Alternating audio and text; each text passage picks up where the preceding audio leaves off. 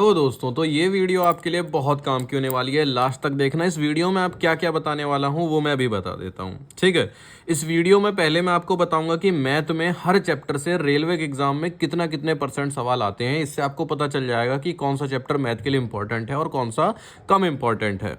और उसके बाद मैं बताऊंगा कि हर चैप्टर से जो टाइप होते हैं सवालों के, कौन सा टाइप ज़्यादा इंपॉर्टेंट है जिसको कि आपको बिल्कुल मिस नहीं करना, और कौन सा टाइप कम इंपॉर्टेंट है। अब इससे फ़ायदा क्या होगा? इससे आप एक स्मार्ट स्ट्रेटेजी बना सकते हैं। बहुत से ऐसे बच्चे होंगे जिनके पास तैयारी के लिए समय कम होगा।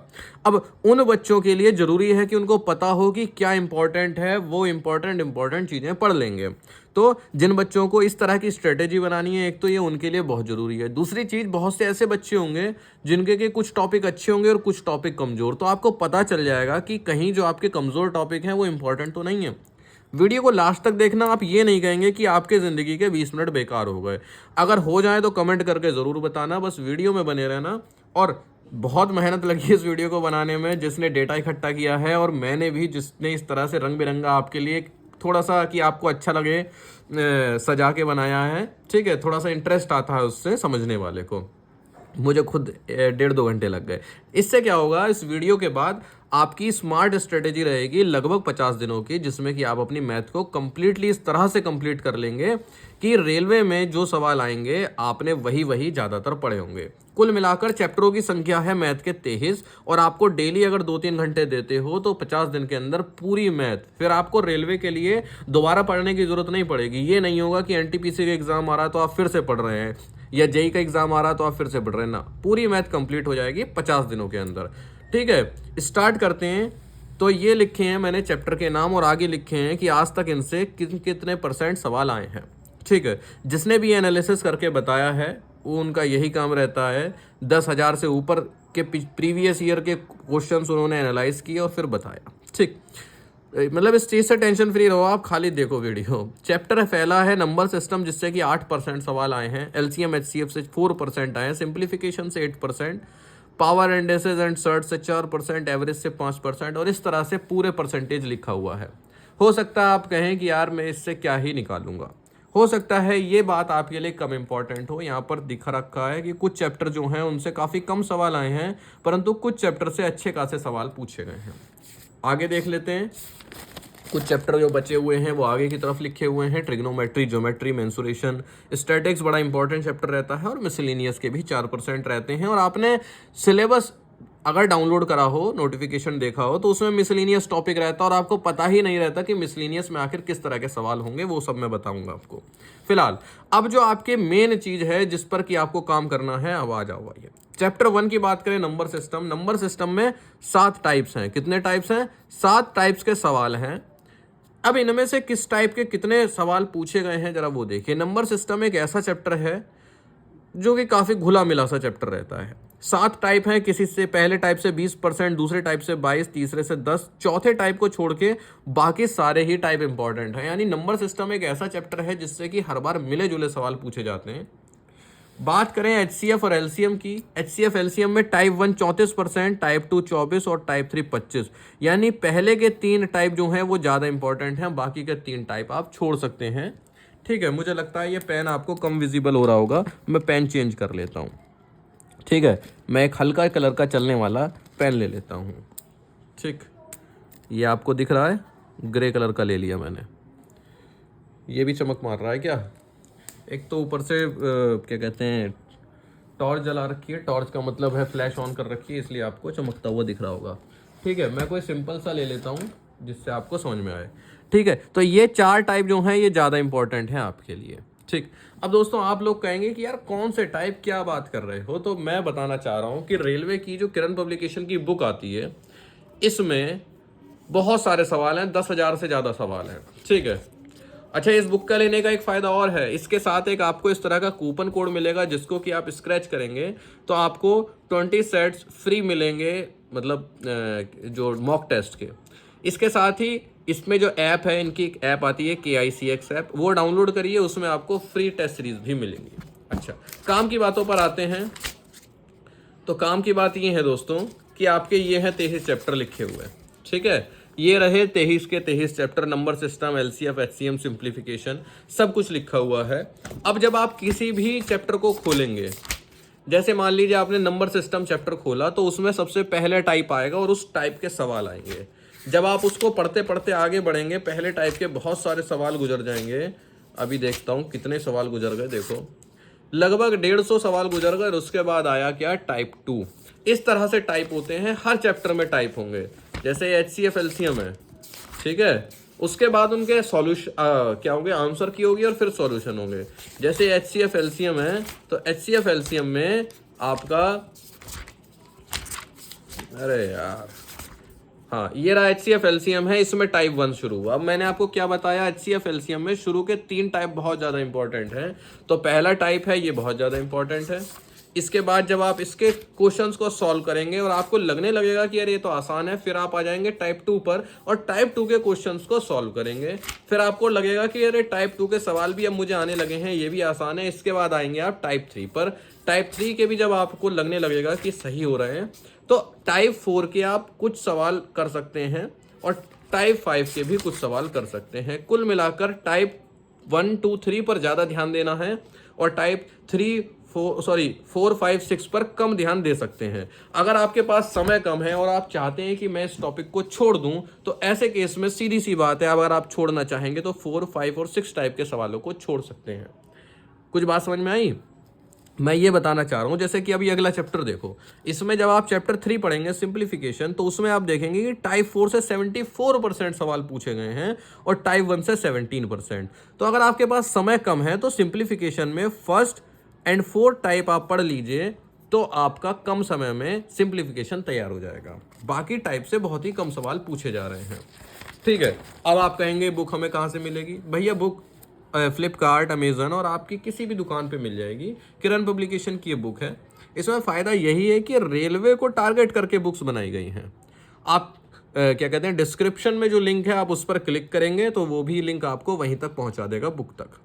अच्छा, पावर इंडिसेस एंड सर्ट्स एक ऐसा चैप्टर है जिसमें कि अगर आप सिर्फ ये 5वें टाइप के इसके सवाल कर लेंगे तो आपका काम हो जाएगा।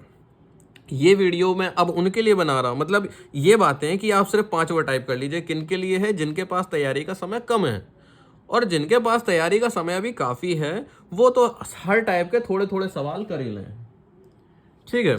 परंतु जो इम्पोर्टेंट है वो तो आपको जरूर ही करना है। अब 5वां चैप्टर है एवरेज। एवरेज में आप देखेंगे कि जरा 8वां टाइप। अब बहुत बार क्या होता है, मान लीजिए आपको नहीं पता कौन सा इंपॉर्टेंट है, आपने पहले टाइप के कुछ सवाल किए, दूसरे टाइप के कुछ सवाल किए, तीसरे के कुछ, अब आप बोर हो गए। आपने कहा यार इतने सारे सवाल कौन करे, छोड़ो। जबकि आप देख रहे हैं 8वां टाइप और 10वां टाइप यहाँ पर इंपॉर्टेंट है, आप सबसे पहले इनको करें, ठीक है, बाकियों को बाद में करें, जिससे कि आपका जो फ्रेश माइंड है वो अच्छे सवालों पर लगा रहे। रेशो प्रपोर्शन में भी इस तरह से पूरा बटा हुआ है ना, लगभग आपको सभी पढ़ना पड़ जाएगा। एलिगेशन एंड मिक्सचर में 64% टाइप 1 और 24% टाइप 2, यानी कि टाइप 1 और टाइप 2 के सवाल बहुत ज़्यादा इंपॉर्टेंट हैं। 8वां चैप्टर आता है परसेंटेज। परसेंटेज में भी कुछ मिले जुले टाइप हैं, जैसे कि टाइप 1, टाइप 3, टाइप 7, टाइप 10 और टाइप 13।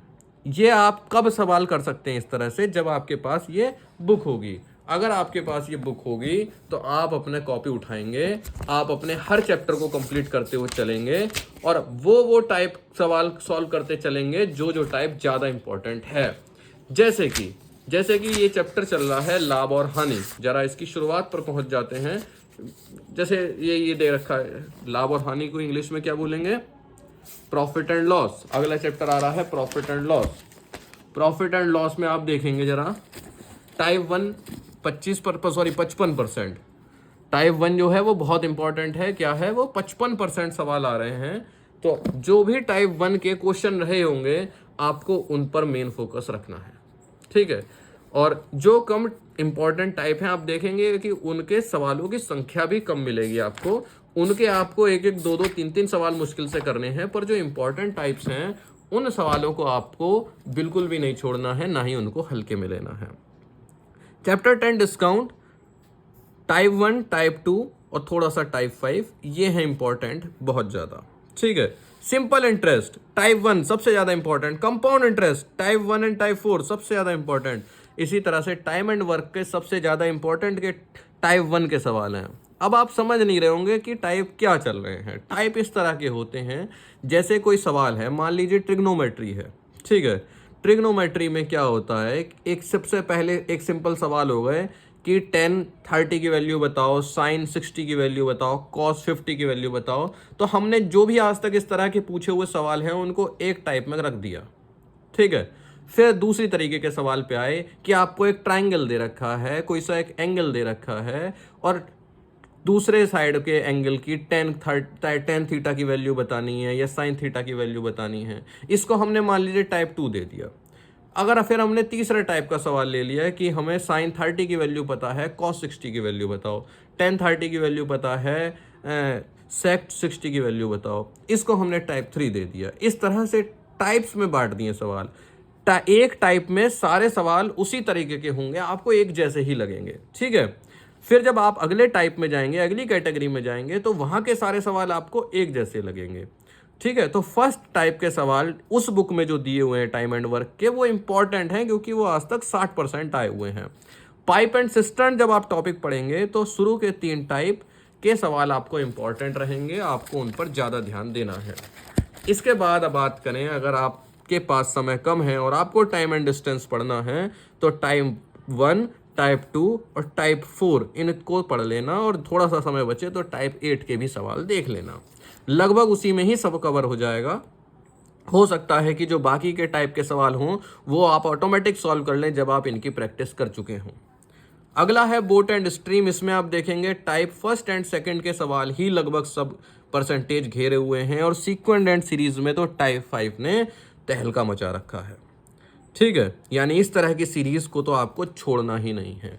अब ये वीडियो अगर आप नहीं देखे होते और तैयारी करते तो आप जब सीक्वेंट एंड सीरीज पढ़ते, क्या पता आप इस टाइप के क्वेश्चन को ही पढ़ते रह जाते, खूब समय देते उसको, और बाद तक आते आते बोर हो जाते और कहते अरे यार अब तो मैंने सीरीज एंड सीक्वेंस पढ़ ही लिया है, और पेपर में टाइप 5 टाइप इस वाले टाइप का सवाल आ जाता और आप कुछ अटक जाते। तो इसलिए ये वीडियो इंपॉर्टेंट है कि आपको पता चल जाएगा कि इस बुक में जो अलग अलग टाइप दे रखे हैं, क्योंकि हर टॉपिक के इसमें बहुत सारे सवाल दे रखे हैं, ठीक है। 20, 30, 50, 50, जितना इंपॉर्टेंट टॉपिक उतने ज़्यादा सवाल, या फिर कह लीजिए जितने ज़्यादा सवाल उतना इंपॉर्टेंट वो टॉपिक है, क्योंकि सवाल ही इसमें आज तक रेलवे के आए हुए हैं, तो ज़्यादा सवाल का होने का मतलब ज़्यादा इंपॉर्टेंट।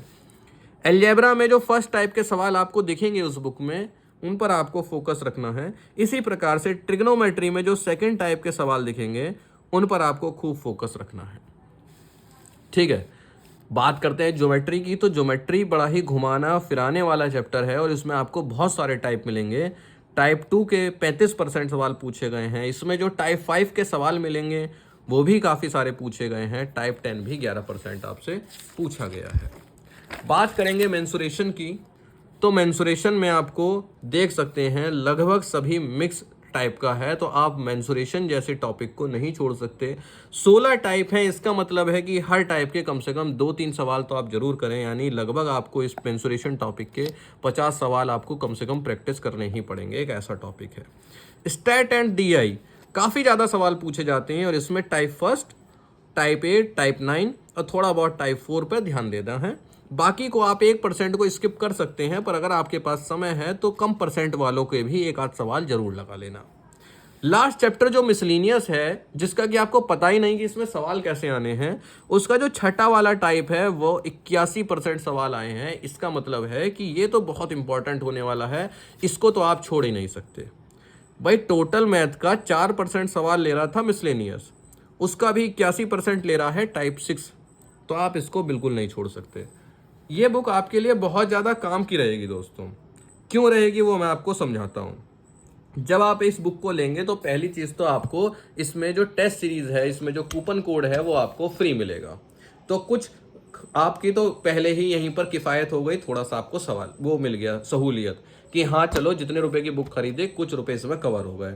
दूसरी चीज़, इसमें चैप्टर वाइज सवाल हैं और टाइप वाइज सवाल है, तो आपको ढूंढने नहीं पड़ेंगे। अगर आपको HCF और LCM वाले सवालों की प्रैक्टिस करनी है तो आप खूब प्रैक्टिस करें, यहाँ पर कोई समस्या वाली बात नहीं है, ठीक है। दूसरी चीज, आपको इसमें ज़्यादा सवाल मिलेंगे तो आपका मन भी लगेगा सॉल्व करने में, आपकी डेली शेड्यूल बन जाएगा कि आप मैथ को अच्छा खासा टाइम दे पा रहे हैं, ठीक।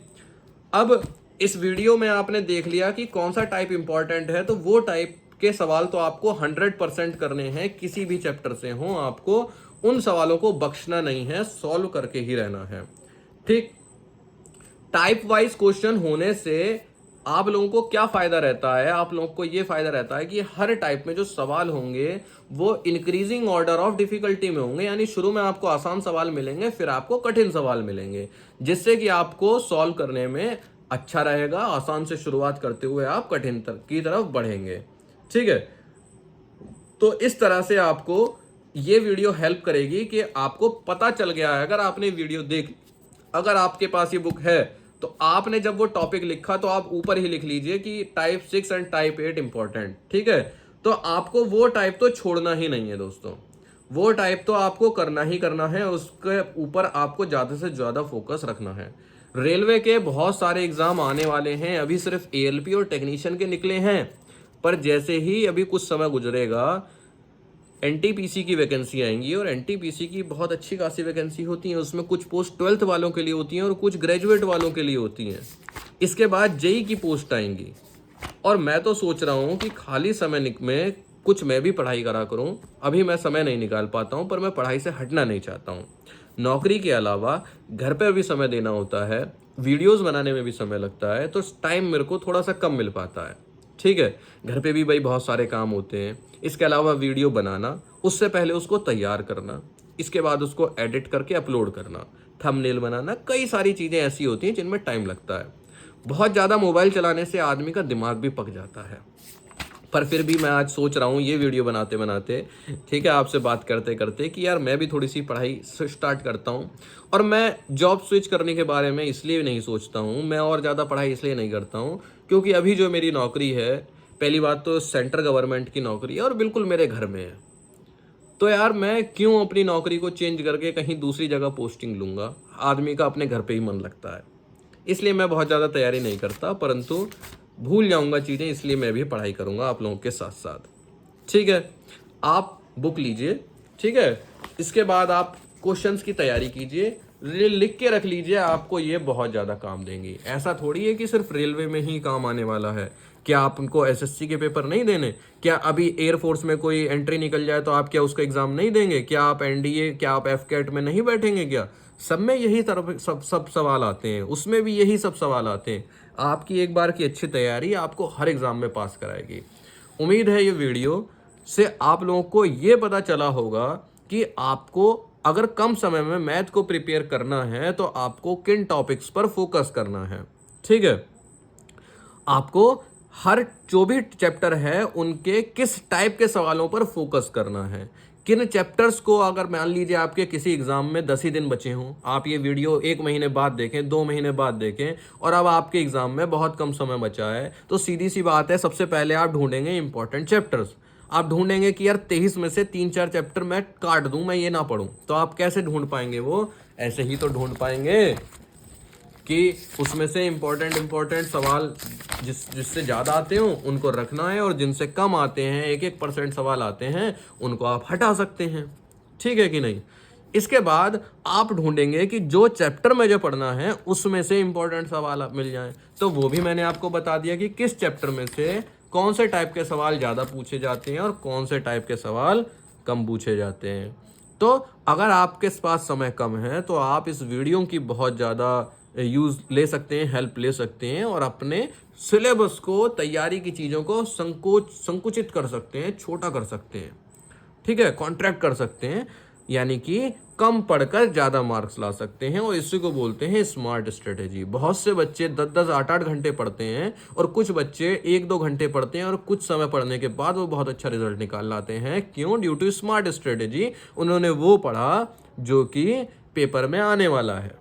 तो आप लोगों से उम्मीद है कि अगर आपके पास समय कम है और आप वीडियो देख रहे हैं तो आप एक स्मार्ट स्ट्रेटेजी के तहत अच्छे मार्क्स लाएंगे, और अगर आपके पास समय अभी काफ़ी है तो आप और अच्छे से पढ़कर और अच्छे मार्क्स लाएंगे।